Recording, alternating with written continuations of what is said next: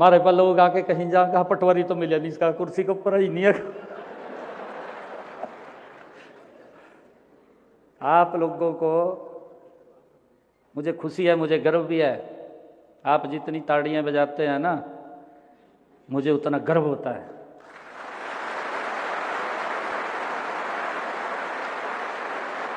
कि ऐसा आज ऐसे युवा साथियों के बीच में हूँ जो सरकार का एक चेहरा होते हैं। मैं आप सबको बधाई भी दूंगा और हम सब ये संकल्प भी लेकर के जाएं। हमारे यहाँ पर अभिभावकगण भी बैठे होंगे।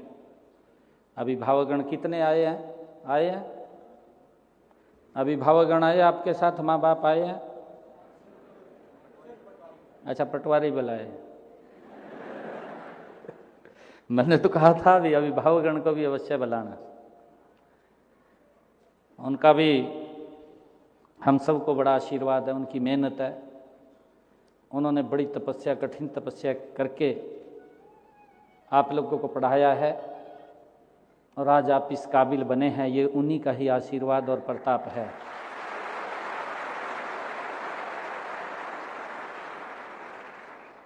मैं ये चाहूँगा,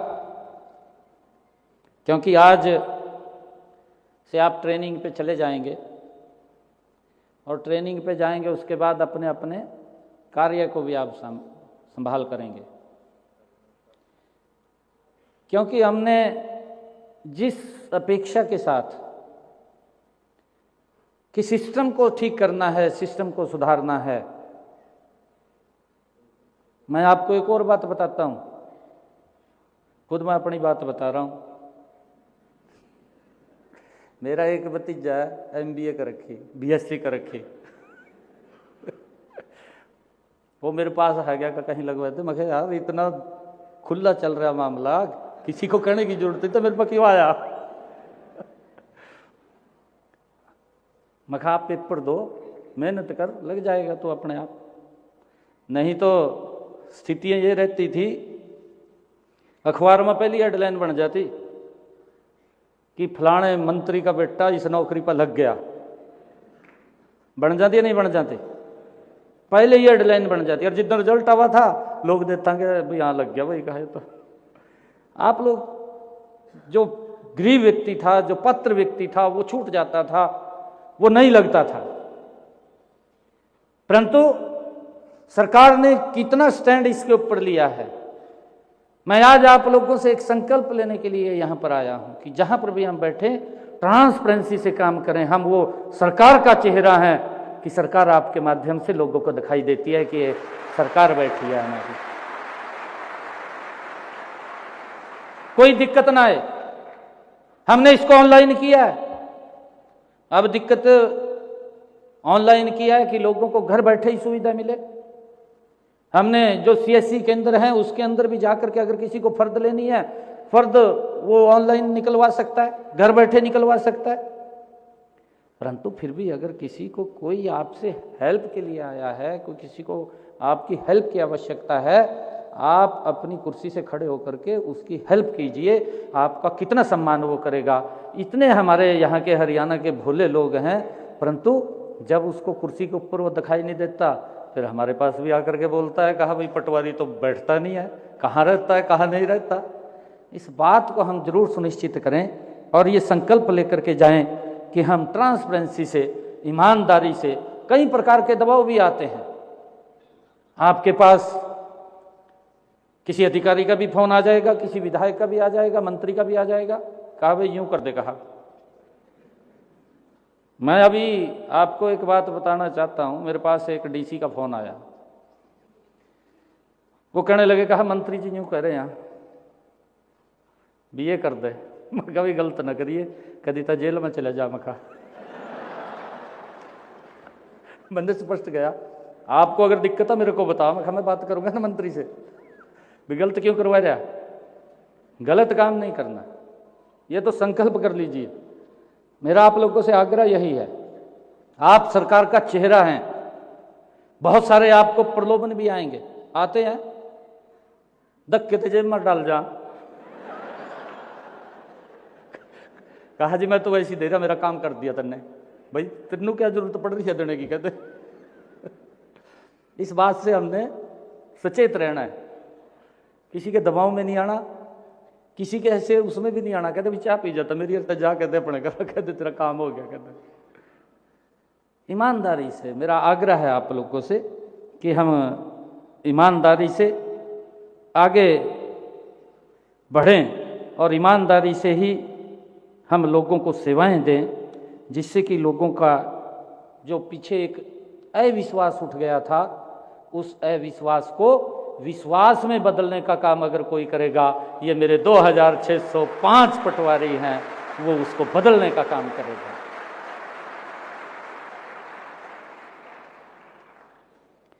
और मैं आप लोगों को बताना चाहता हूं कि कितनी हेल्प हम करते हैं।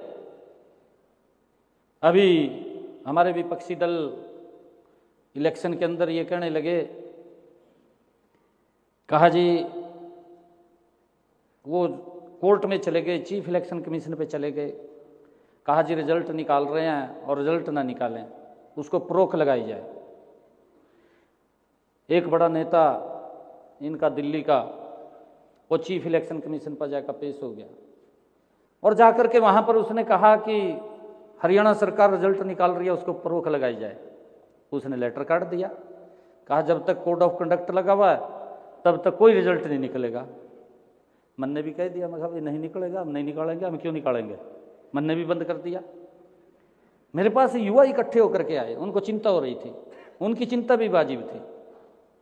चिंता ये वाजिब थी उनकी, उनका एक प्रत्याशी चुनाव लड़ रहा था, उसने घोषणा कर दी, और मेरे ख्याल से आपके सामने ही लड़ रहा था, एनआईटी से लड़ रहा था।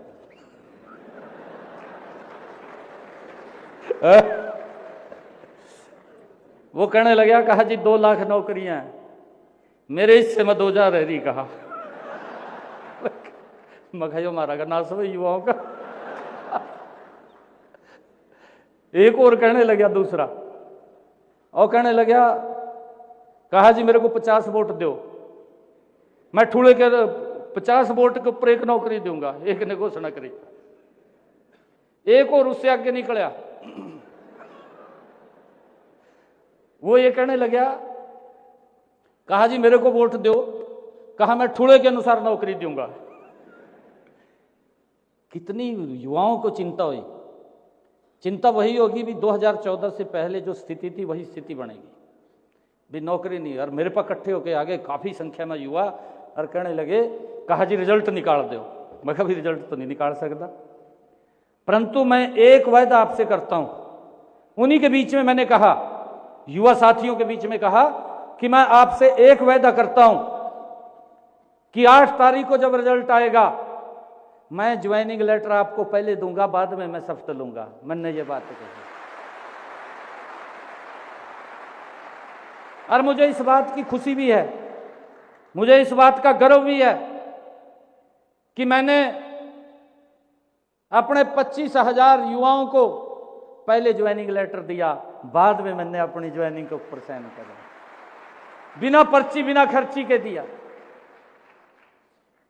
किसी का कोई 5 पैसा नहीं लगा। एक बड़ा माहौल आज प्रदेश के अंदर युवाओं के बीच में है, एक विश्वास जगह है, जो विश्वास खो चुके थे कि पढ़ने से नौकरी नहीं, नौकरी किसी के चक्कर काटने से मिलेगी। आज युवाओं में एक बड़ा विश्वास ये जगह है कि नौकरी तो पढ़ने से ही मिलेगी, चक्कर काटने से नहीं मिलेगी।